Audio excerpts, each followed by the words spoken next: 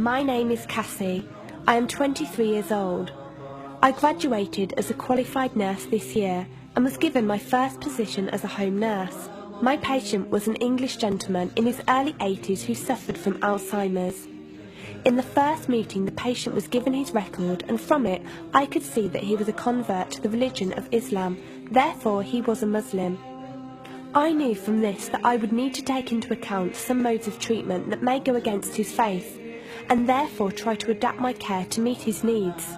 I bought in some halal meat to cook for him and ensured that there was no pork or alcohol in the premises, as I did some research which showed me that these were forbidden in Islam. My patient was in a very advanced stage of his condition, so many of my colleagues could not understand why I was going through so much effort for him. But I understood that a person who commits to a faith deserves that commitment to be respected, even if they are not in a position to understand. Anyway, after a few weeks with my patient, I began to notice some patterns of movement.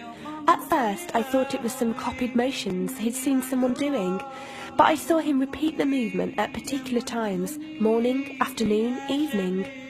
The movements were to raise his hands, bow, and then put his head to the ground. I could not understand it. He was also repeating sentences in another language. I couldn't figure out what language it was, as his speech was slurred, but I know the same verses were repeated daily. Also, there was something strange. He didn't allow me to feed him with my left hand. Somehow I knew this linked to his religion, but didn't know how. One of my colleagues told me about Talk as a place for debates and discussions. As I did not know any Muslims except for my patient, I thought it would be good to speak to someone live and ask questions. I went on the Islam section and entered the room True Message.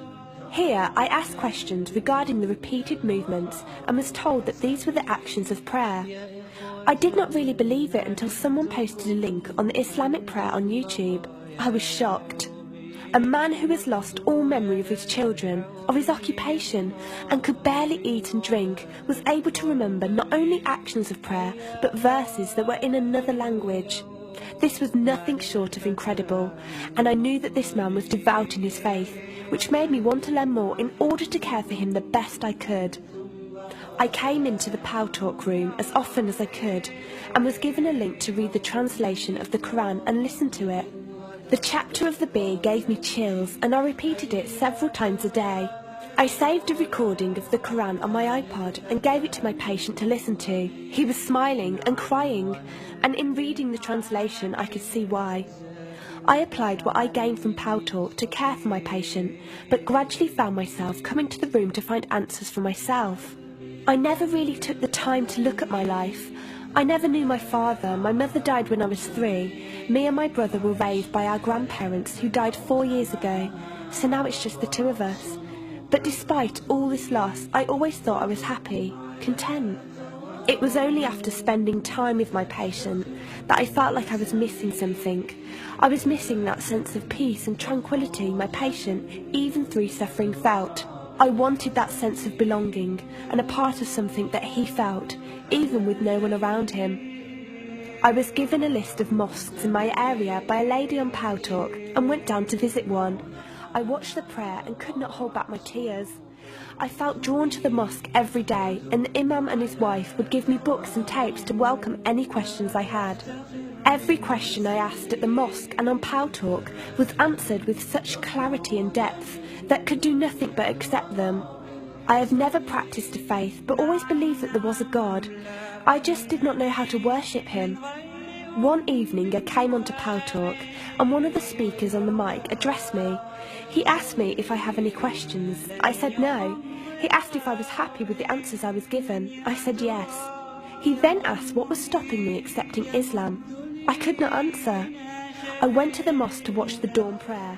The imam asked me the same question. I could not answer. I then went to tend to my patient. I was feeding him, and as I looked into his eyes, I just realised he was brought to me for a reason, and the only thing stopping me from accepting was fear. Not fear in the sense of something bad, but fear of accepting something good and thinking that I was not worthy like this man. That afternoon I went to the mosque and asked the imam if I could say my declaration of faith, the Shahada. There is no God except Allah. Muhammad is Allah's messenger. He helped me through it and guided me through what I needed to do next. I cannot explain the feeling I felt when I said it. It was like someone woke me up from sleep and sees everything more clearly. The feeling was overwhelming joy, clarity, and most of all, peace. The first person I told was not my brother, but my patient.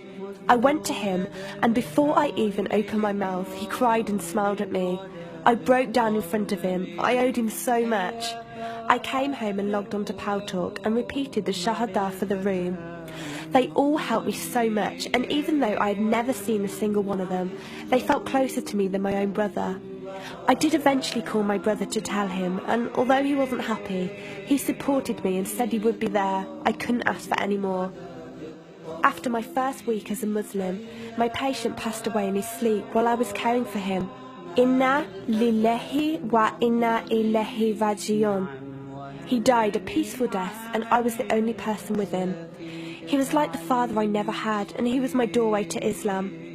From the day of my Shahada to this very day, and for every day for as long as I live, I will pray that Allah shows mercy on him and grant him every good deed I perform in the tenfold. I loved him for the sake of Allah, and I pray each night to become an atom's weight of the Muslim he was. Islam is a religion with an open door. It is there for those who want to enter it. Verily, Allah is the most merciful, most kind.